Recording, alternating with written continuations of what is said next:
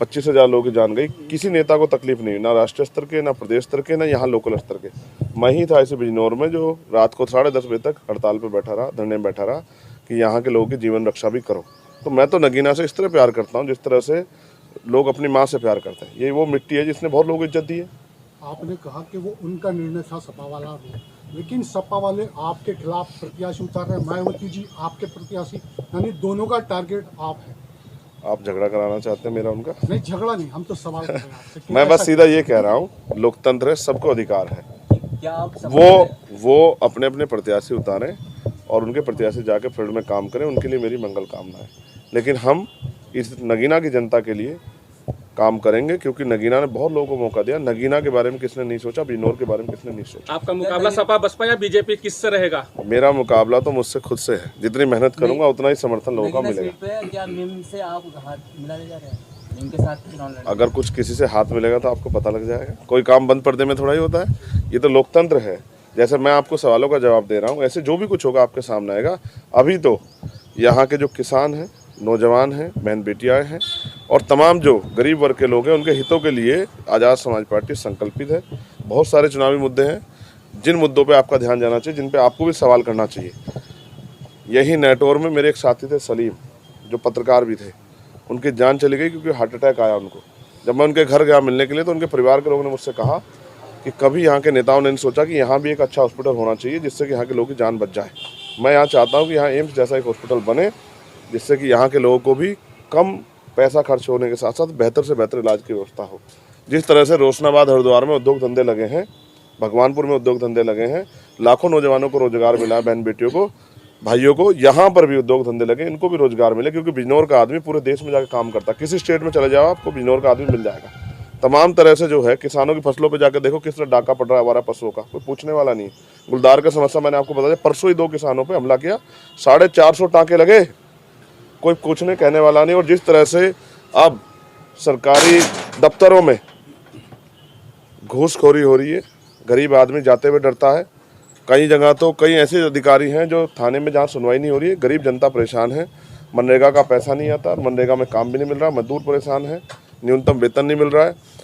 तमाम तरह की जो समस्या है, ये तो बुनियादी है ही, लेकिन राष्ट्रीय स्तर पर भी जो समस्या है, सब पे यहाँ से मिली हुई ताकत का जो है लाभ हम जनता के लिए उसको काम करने का हम लोग करेंगे। चंद्रशेखर जी, उपचुनाव में खतौली में आप लोगों ने समर्थन दिया था गठबंधन को, उसके बावजूद आप लोगों को टिकट यहाँ पर नहीं, आपको गठबंधन ने कोई समर्थन आपको नहीं मिला, इसमें क्या कहना है आपका? हम हर उस व्यक्ति के साथ खड़े हैं जो भी देश बचाना चाहता है।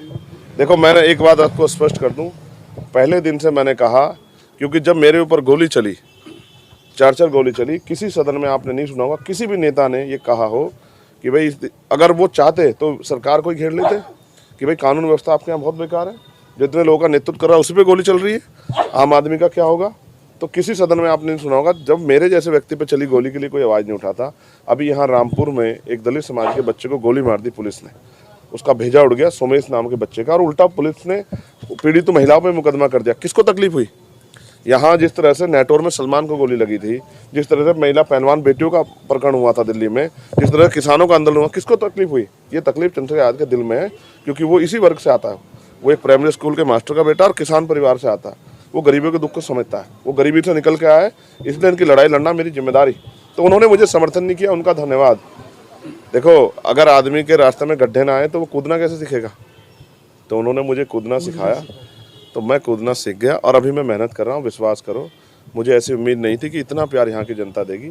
जिस तरह मुझे बताया गया था कि नगीना वो धरती है जो सबको मौका देती है, उस तरह का मौका मुझे यहाँ के लोगों से प्यार और आशीर्वाद के रूप में चंद्रशेखर जी, एक आखिरी सवाल है। बदायूं में अभी एक कांड हुआ है, 2 लड़कों की गला काट कर हत्या कर दी गई है, आपका बयान उसमें नहीं आया। अब मैं फील्ड में हूँ, आपके सामने 1:30 बजे जाता हूँ, 2 बजे। अभी आपने बुलाया ना, अब आप बताओ। मैं बिल्कुल कह रहा हूँ, कोई भी अगर अपराध करेगा तो अपराधी को सख्त से सख्त सजा मिलनी चाहिए।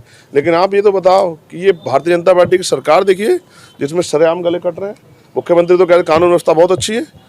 मैं फिर आपको कह रहा हूँ, ये जो सरकार है ये किसी की सरकार नहीं है, ये तो चंदे और धंधे वालों की सरकार है। ये लुटेरा गैंग है जो चंदा दे दो, ठेका ले लो, और सीबीआई ईडी इनकम टैक्स पर छापा लगे, वो चंदा दे दो तो बिल्कुल पाक साफ हो जाए। ये जो भाजपा की भ्रष्टाचारी सरकार है, इसी की देन है कि आज बेरोजगारी इतनी बढ़ गई है कि नौजवान जो है भूखे मरने के लिए और सुसाइड करने के लिए किसान और नौजवान तैयार है। आप देखो पुलिस भर्ती में पूछो ना आप कि 48 लाख बच्चों ने फार्म भरा, 400 रुपये एक बच्चे से लिए गए, 4-4, 6-6 महीने मेहनत की और पेपर लीक हो गया। मुख्यमंत्री ने क्या कहा, अरे झूठ बोले कोई तो हम सजा कर देंगे, गिरफ्तार करवा देंगे। क्या हुआ, पेपर लीक हुआ नहीं हुआ, फिर आपने भर्ती क्यों कैंसिल किया अगर लीक नहीं हुआ? जो पेपर नहीं संभाल सकते उत्तर प्रदेश, इतने बड़े उत्तर प्रदेश को संभाल लेंगे? शर्म आनी चाहिए सरकार को कि लोगों की जन भावनाओं से खेलना और लोगों को ठगना इनकी नीति बन गई है। जनता इन्हें वोट की चोट से जवाब देगी और नगीना में तो वो ऐसा फैसला लेगी जिस फैसले से पूरे भारत में कमजोर वर्ग के लोगों में एक उत्साह पैदा होगा। देखिए, चुनाव की तैयारी के बीच से ही समय निकाल के आया हूँ। आज भी कार्यक्रम थे, लेकिन पार्टी के सीनियर लोगों ने तय किया कि आज नॉमिनेशन करना है, तो इसलिए उनकी तैयारी होगी, तो इसलिए हम लोग यहाँ नॉमिनेशन करने के लिए आ गए। यहाँ से तुरंत निकलूंगा। आज भी 17-18 प्रोग्राम है, लोगों के बीच में जाना है, लोगों से मदद की अपील करनी है। चुनावी मुद्दे क्या रहेंगे? बहुत अच्छा माहौल है, बढ़िया जन समर्थन मिल रहा है, क्योंकि अब तक जिनको लोगों ने वोट दिया वो चुनाव के बाद कभी इनको ढूंढने नहीं मिले। और चंद्रशेखर एक ऐसा व्यक्ति है जो बिना बुलाए सबकी मदद करने के लिए पहुँचता है, तो लोगों में बहुत उत्साह है, बहुत प्रेम मिल रहा है। कई जगह तो लोग ये कहते हैं कि भाई पहली बार हमें मजबूत कैंडिडेट मिला है जिसके सहारे से हमें भरोसा है कि अगर वो आदमी आगे बढ़ के जाएगा तो पार्लियामेंट में हमारे क्षेत्र की आवाज़ उठेगी। अभी तक तो सब लोगों ने हमें धोखा दिया है। अच्छा, सपा से आपको मुद्दे क्या रहेंगे? मुद्दे पे धोखा मिला, इसको आप कैसे देखते हैं? किसने कहा धोखा मिला?